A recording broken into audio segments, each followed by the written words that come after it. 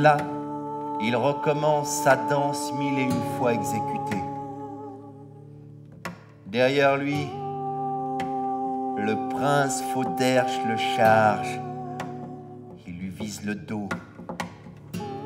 Au dernier moment, le prince Punk se retourne.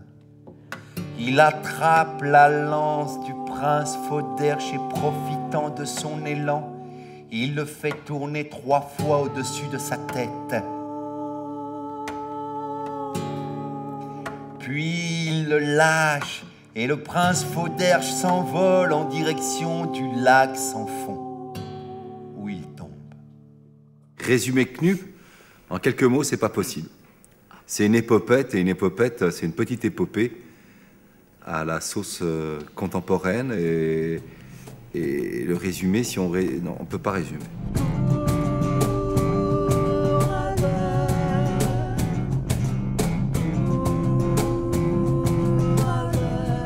Albert, cours dans la nuit pour sauver ta vie.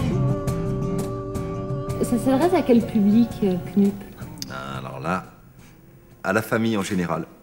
Ça s'adresse aux adultes qui sont dans les enfants, les futurs adultes, et aux enfants qui sont dans les adultes.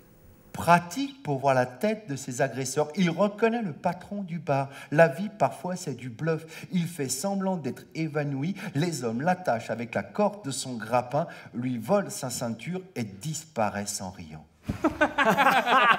Il a fait pour lui un charbonnier. Ouais, le charbonnier, demain au camp de travail. Ouais, ça lui fera les pieds.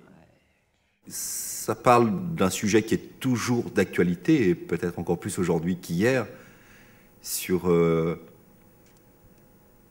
comment on pourrait dire, la détermination quand on est adolescent à choisir son propre chemin sans être obligé de choisir le chemin que nos parents ont tracé pour nous. Et là, les 2 héros, le charbonnier et la princesse, eux vont ruer dans les brancards et prendre leur destin pour le secouer en pleine main pour devenir, envers et contre tous, ce qu'ils doivent devenir pour le bien-être de tout le monde et pour leur bien-être à eux aussi.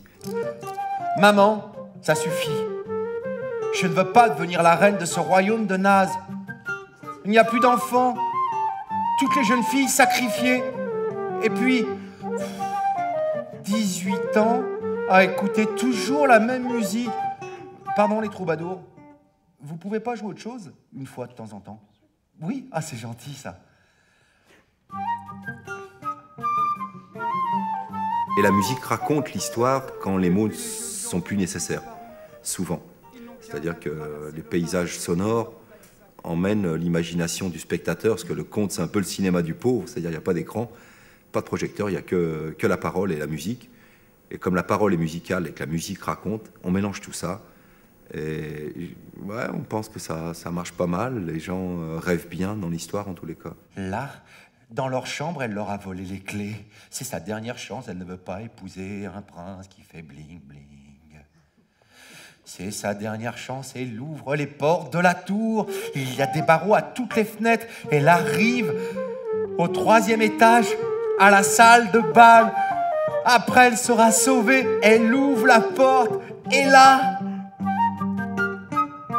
Oh non! Les troubadours qui répètent. Oh non! Non! Ils en ont pour tout. Non. Ça va lui plaire à la princesse, hein? Oh, je dirais même plus, ça va lui plaire. Elle claque la porte. Elle va se coucher, dégoûtée. Oui, ça résonne avec l'actualité sur les problèmes d'immigration, sur les problèmes de couleur de peau, sur les problèmes entre les jeunes et les vieux, entre les adolescents et leurs parents et grands-parents. Ça résonne aussi sur des valeurs fondamentales de l'humanité, qui sont le courage, le respect de la parole donnée, la peur de la mort et son croisement quotidien quand on y pense. Ça résonne là-dessus, sur quelles sont les vraies richesses de l'être humain. Est-ce que c'est l'or, l'argent, du métal froid, ou bien est-ce que ça se passe dans le cœur chaud et musical? Les réponses sont dans le spectacle. Un charbonnier m'a volé, il faut l'attraper! Alarme! Si c'est la crise, si l'insécurité, si le monde va mal, c'est de la faute des charbonniers. Et de toutes les maisons sortent des hommes en armes, avec des chiens, des torches, et ils prennent Albert en chasse. Knut, c'est 3 personnes sur scène, un compteur de musiciens. Oui. Et c'est, j'imagine, aussi une équipe derrière. Est-ce qu'on peut parler un peu C'est un peu plus compliqué, c'est-à-dire que Knut, il y a effectivement 3 personnes sur scène. Le compteur accompagné, et plus qu'accompagné. Oh, s'il te plaît, oui. Oh ouais, plus qu'accompagné, c'est vraiment une histoire entre un compteur et le quatuor à conte. Et le quatuor à conte, il y en a 2 visibles qui sont en pleine lumière, donc Cyril et Cianciolo et Hello Blanc. Et il y a les 2 hommes de l'ombre, un qui éclaire le spectacle suffisamment pour qu'on nous voit, mais pas trop, parce que c'est pas du théâtre, c'est du conte, et il faut laisser de la place à l'imaginaire des spectateurs. Nicolas de la Terre, terrien. Et puis, dans l'ombre, notre ingénieur du son, qui joue du clavier, fait les chœurs, et c'est notre homme poulpe, Nicolas Malik Sadan, qui pourrait, avec son nom et prénom, résumer tout le spectacle pratiquement. Fils spirituel de Bob Marley. Merci. Voilà. Et dans le spectacle, sans eux, rien ne se ferait. Et voilà, c'est vraiment une équipe complète. Et puis on s'adore. Ah ouais. Ah, qu'est-ce qu'on rigole.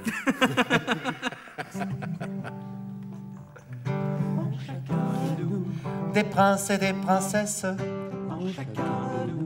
des knups et des knupettes,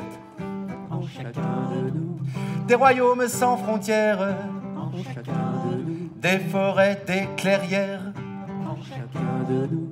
des joies, des tristesses, des punks et des punkettes,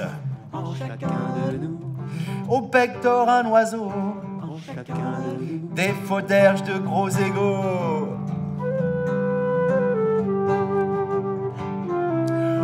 Tant de monde dans nos corps, comment les mettre tous d'accord? Des chemins, des ravins qui s'ouvrent sur demain, comment prendre le bon? L'ouvre-boîte en amour. L'ouvre-boîte en amour ouvre le plus beau présent alentour. Tiens, c'est la fête aux locataires sur le grand lac. Avec accent ou la facette.